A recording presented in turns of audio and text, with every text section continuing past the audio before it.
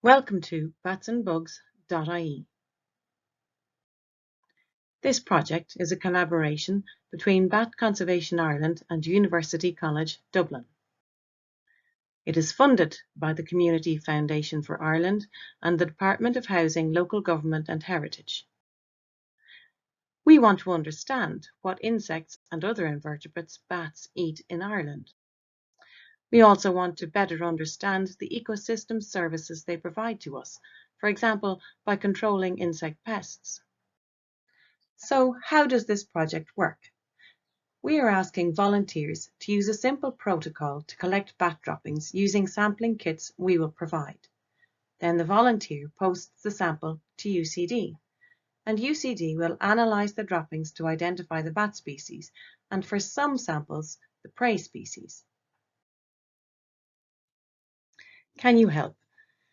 Yes, you can help with this project if you have access to a known bat roost in Ireland that can be entered safely. Droppings can be collected from external structures like windowsills or the ground outside a bat roost, but UV light causes DNA to degrade, so the droppings have to be collected before sunrise and when they are fresh and dry. If you need to use a ladder, please ensure it is fit for purpose and that you understand how to use it properly. Don't try to collect bat droppings from sites with unsound structures like rotten floorboards, roofs with holes, or deteriorating walls. So, if you have access to a suitable bat roost, how do you get a sampling kit? Well, first, register to become a volunteer on the website www.BatsAndBugs.ie. We will email you confirming we've received your registration, and we'll send you your sampling kit as soon as we can, within about 5 to 10 working days. So what will be in your sampling kit? There will be 2 disposable masks, 2 pairs of disposable gloves, disposable plastic tweezers, a sample recording sheet, a safe plan of action sheet, a stamped addressed return envelope, and 10 Eppendorf tubes with silica beads. So how exactly do you do the survey? You will be sent the safe plan of action document for the survey in the sampling kit. Please assess any hazards or risks before you do the survey. Do not proceed if there are any dangers that cannot be mitigated. Collect the droppings in the spring or summer when bats are present in the roost. Wait until a time when the weather forecast is good for the next 48 hours. For example, there's little rain and no high winds forecast, and also when the forecast is for a minimum night temperature of more than 8 degrees. If you are entering an indoor site, put on your mask and gloves before you enter the roost, with 8 to 10 sheets of newspaper. Place the newspaper over existing piles of bat droppings. If you're doing the sampling outdoors, you may need to weigh down the newspaper with bricks or with stones. If you're inside, please be quiet in the roost and work as quickly as possible.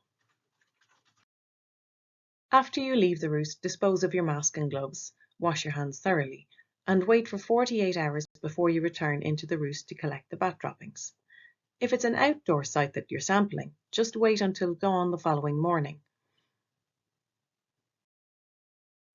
After 48 hours have elapsed, if it's an indoor site, return to the roost wearing your new mask and gloves.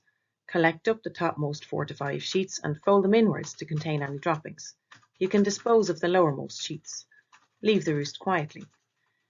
If you're sampling an outdoor site, you've just waited one overnight and it's now dawn. Then, with your new mask and gloves on, collect the topmost sheets and follow the same procedure. In a well-ventilated area, use tweezers to place 5 bat droppings in each Eppendorf tube and reseal it. Don't remove the silica beads that are already in the tubes. If you don't have enough droppings to fill each of the 10 tubes, don't worry, just add what you have and return the empty tubes to us. Although if you are sampling an outdoor site, so you've probably just spent one night collecting them, you can repeat the sampling procedure for another night to collect more droppings. Dispose of any leftover bat droppings and newspaper in the compost, dispose of your mask and gloves, and wash your hands thoroughly. Then fill in the sample recording form. Place the Eppendorf tubes in the Ziploc bag provided and write the sample ID on it. Your sample ID is the date the droppings were collected, followed by your initials. Add the recording form and the Ziploc bag with Eppendorf tubes to the return envelope. Post them as soon as possible. While waiting to post them, store them at a cool temperature, but don't store for longer than 1 month before posting. After your sample is received by UCD, you will get an email confirming that the sample has been received. In time, you will receive further updates, first to identify the bat that produced the droppings. This work is time-consuming. It may be some months before you receive further information. We will endeavour to identify the insect prey species, but please note this may not be possible for all samples. Thank you for watching this video.